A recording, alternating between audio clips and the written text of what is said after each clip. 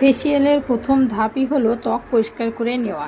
এজন্য 1 চা চামচ আলুর রসের সঙ্গে 1 চা চামচ দুধ মিশিয়ে নিন। মিশ্রণটি মুখে আঙ্গুল বা তুলের সাহায্যে লাগিয়ে নিন। হালকা হাতে মাসাজ করে ধুয়ে ফেলুন। একবারে ব্যবহারেই মুখের কালচে ভাব উঠে যাবে। দ্বিতীয় ধাপ, ত্বকের উজ্জ্বল্য ফেরানোর জন্য মুখে জমা মৃত কোষ সরানো জরুরি। এই কাজটি করবে স্ক্রাব। 1 টেবিল চামচ আলু বাটার সঙ্গে আধা চা চামচ চালের গুঁড়ো এবং আধা চা চামচ চিনি মিশিয়ে নিতে হবে। তৈলাক্ত ত্বক হলে যোগ করুন 1 চা চামচ অলিভ অয়েল বা কাঠবাদাম।